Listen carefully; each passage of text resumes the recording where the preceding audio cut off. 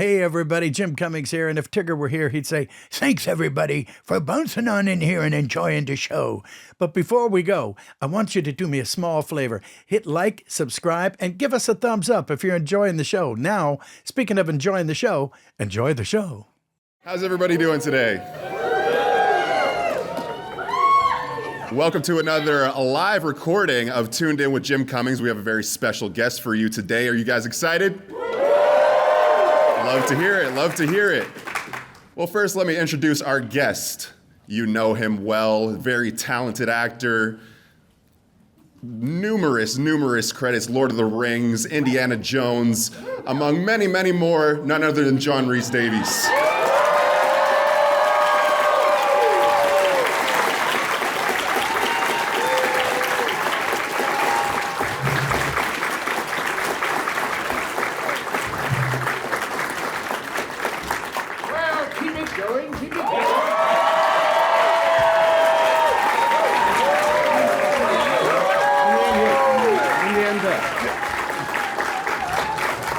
Well, it's damnably kind of you to get up this early in the morning and come out on a... We've only been traveling for 2.5 days on a golf cart to get here. I don't know what happened to your travels, but mine were hell. But so splendid. Is anyone going to come and sit here? They sure are. Come on, who? Let me introduce you to our legendary host, Winnie the Pooh and Tigger 2, Mr. Jim Cummings.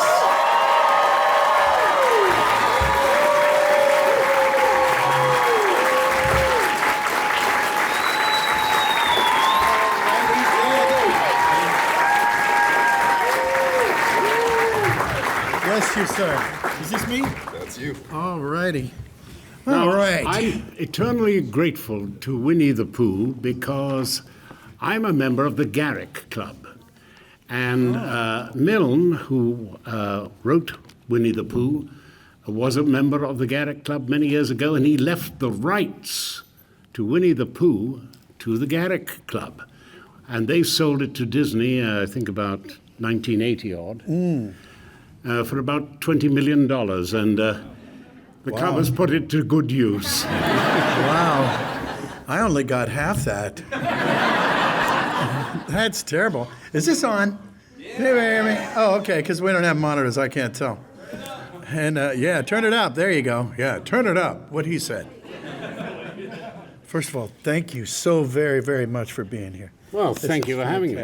Fantastic. And I'm glad they didn't record our conversation in the corridor, don't you? Oh, yeah. Very good. Yeah, that's right. Yeah. Never mind. Yeah, well, where were we? Gosh, look at the time. Yeah. Now, a lot of people in this room probably know each of your credits individually. Maybe you're thinking to yourselves, what is this crossover? I'll have you know that you guys have worked on quite a few projects together. Are you aware of that? No. It's been a while, so I felt that might be the answer. Yeah. There was a little project called The Jungle Book 2, where Jim, you played... Well, I'm the king of the swingers. Well, don't worry, I won't sing the whole song. No, somebody has to do it. Right? Who did you play? Well, I was not in the original movie because I was 10, but I was King Louis. You were. I was King Louis in the series, and there was a series Tailspin, in which they were brought up. As well as Caw in The Jungle Book 2. Trust in me. I inherited all of, God bless him, rest his soul, Sterling. Thank you, but this guy's got it. All of Sterling Holloway's roles, Caw and Winnie the Pooh. I think that was him, right? And Cheshire Cat, who is a pretty tricky guy. Yeah. So anybody's in what way tricky? Well, he vanishes and then lies to you, and then he's a cat, so you can fill in that blank, and he doesn't have a kitty litter. So, but anyway, and glad you're here. You played Ron John's father. Do you remember that role? No. No. You were great. It was a while ago, so we'll give you a pass. How many years?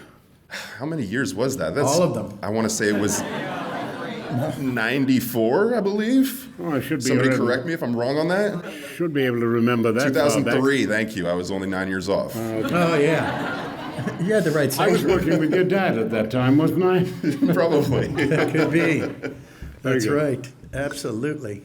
Well, now we've established that he knows and I don't. Why don't you guys just carry on? Okay, I'll give another one to you. There you go. Another project that you were both in. Booty You 2, Winnie the Pooh. Yes. I remember John, that. you were the narrator. Do you remember that one?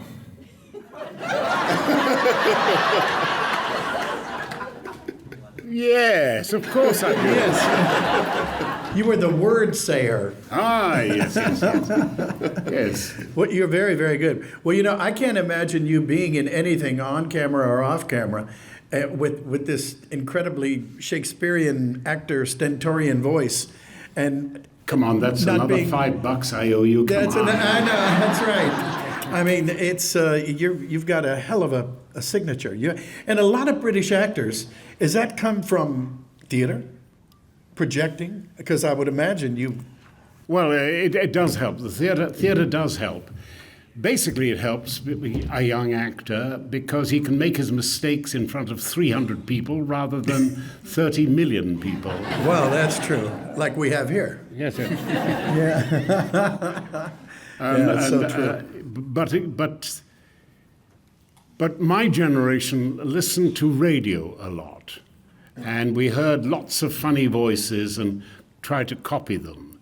We had the Goon Show, and we had a brilliantly funny. There was God, he would be world famous, and probably nobody here has heard of him.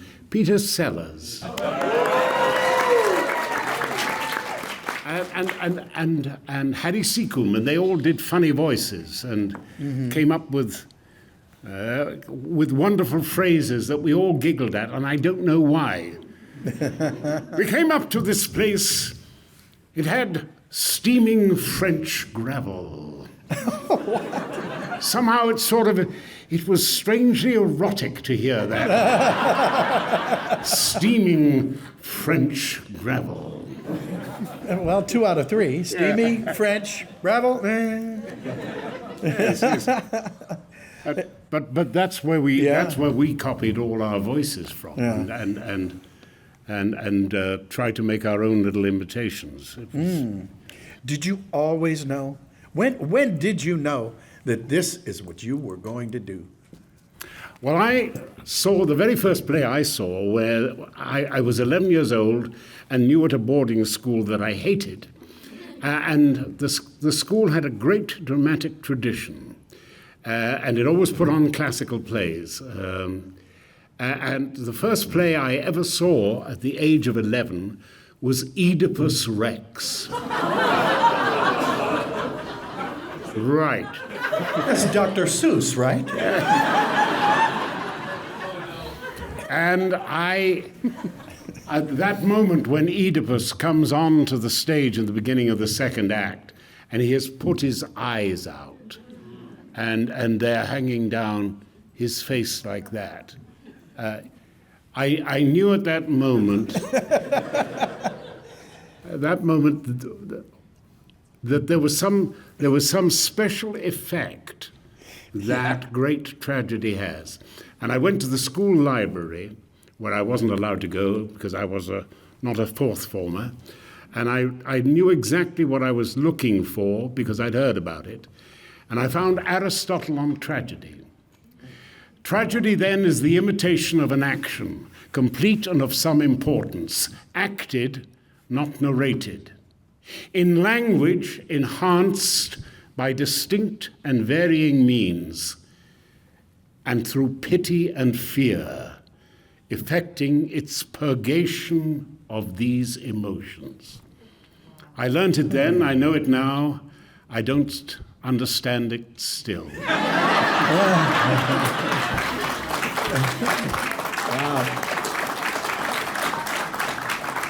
Well said. I couldn't repeat a word of it, but it was well said. Oh, my goodness. Well, I know, but yeah, that's amazing. But when you're young, when you're up until the age of 20, you can remember everything. It's a lot harder the older you get. But there are certain numbers that you can remember because you find them. For instance, I happen to know my global entry number because it is the opening of the Theatre Royal Haymarket in 1663 with a number in between, which I shan't tell you because otherwise you'll all be using my global entry. And that's right. I'll be banned from the world.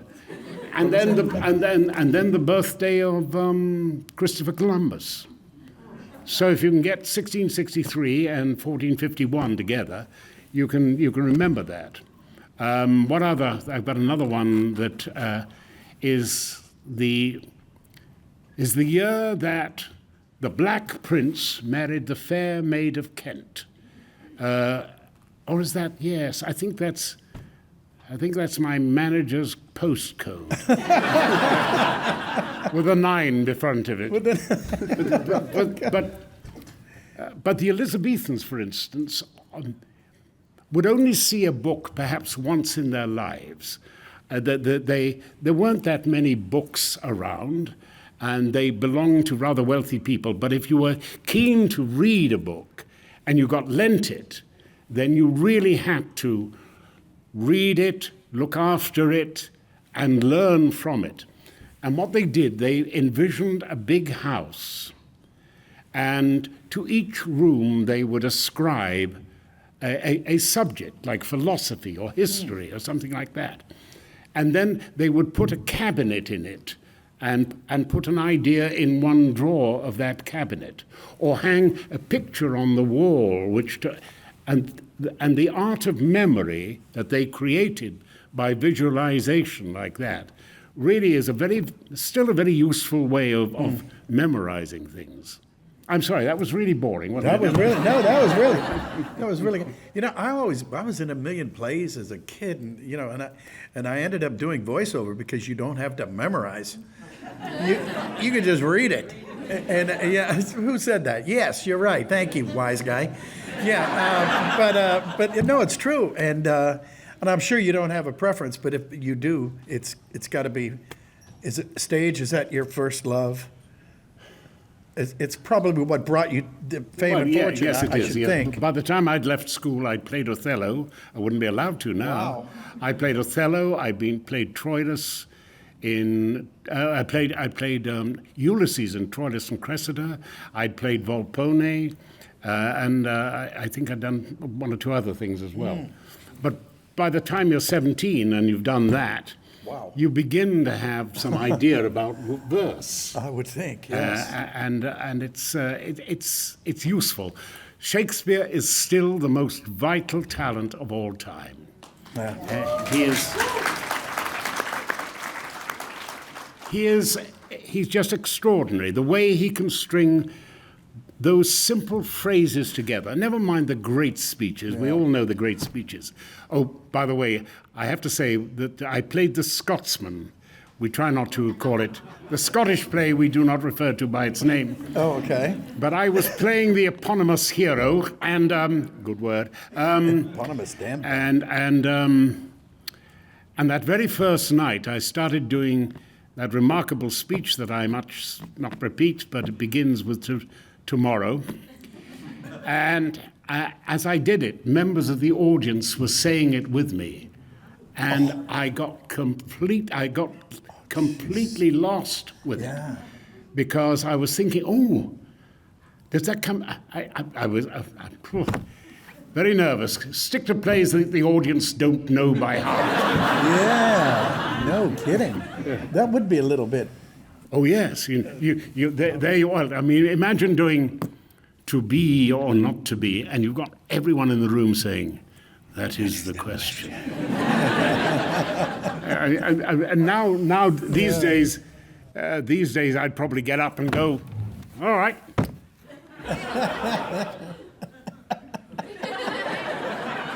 That would do it. What is it next? To die. To sleep no more. And by a sleep. To dream. Yes, you're profound. Yeah. And that is the worst performance of Hamlet that you will ever see. Yes, it is. By the way, the first printed version of that is a pirated version. It's the bad quarto, the Duke of Devonshire's quarto, is published in 1602. It is shorter, and we know who stole the thing because the parts of the player king and who else? The player king and I think the gravedigger. They are perfectly as described in the better quarto. And you see, in those days, there was no copyright. If you went to the stationer and said, "Psst, I've got William Shakespeare's new play. Yeah. Oh, boy. Give us £5 and you can have it." Right, sign on the dotted line. Right. And that's how they got pirated. Wow. But the players had a way of I hate this damn thing sitting down here with this. God, it's a lifelong struggle here. Yeah. There we go. There, yeah. The players had a way of getting around this because they would only have the senior members of the company. Shakespeare would write his play, and that pile of paperwork was called the foul papers. And then a scrivener or a scribe would draw up the entire play. The 4 or 5 leading members of the company would get to read that, and then their parts would be written out. You know, you come in here, you do this and this, and the words for those copies of the play or bits of the play were called sides, and we still use the word sides when we're filming or anything. Give me my sides for the day, we say. But they would have just cues and their speeches, and then later on, the day men would come in, and they would just have their sides with just, you come in here, you come in there. Then they would rehearse maybe once or twice their cues, because otherwise you couldn't trust the bloody actors, because they'd run off and publish the whole script if they could. Oh, God, yeah. So that is how, and the bad quarto, he said, finally getting around to the point he was making, the bad quarto of to be or not to be goes to be or not to be. Is that all? Aye, all. For in that sleep of death, what dreams may come. They only listened to it 4 or 5 times, perhaps. But those certain phrases they just grabbed. To be or not to be. Oh, that's a good one. Mm-hmm. I can't remember what comes after that then. Oh, but then he said, to sleep, perchance to dream. Aye, there's the rub. Oh, and little highlights of it they managed to get down. And they managed to cover the whole play very badly. But that is the first printed version of Hamlet. In 2 hours, traffic on the stage, which may indicate that actually the performance was shorter than the full-length version. But you can't tell with the Elizabethans because they hungered for words and ideas. A priest, a minister, who preached a sermon that was merely an hour or 2 hours long, was often booed. We want words. We want the holy inspiration to come to us. We want knowledge and learning. This is how we learn. We, the ordinary people, do not get to read books. We don't know how to read. Shakespeare's daughters didn't know how to read and write. Whoa. Well, they certainly didn't know how to write. We can't really tell whether they knew how to read, but as distinct from the film that you're probably going to see sometime, which is sweet and it's nice, but it's got nothing to do with Shakespeare. Of course, it's Mrs. Shakespeare's story. The fact that she was probably illiterate herself and was an orphan and obliged to marry what was he, 18-year-old boy? And she was 26, 27, so she was really on the shelf. Oh, yeah. For back then. Yeah. Yeah. A shotgun wedding, by the way. Oh, really? Oh, yes. William, you rascal. Well, you know, it's all hormones when you're 17. Yes, it is. And probably when you're 77. No, 77, yeah.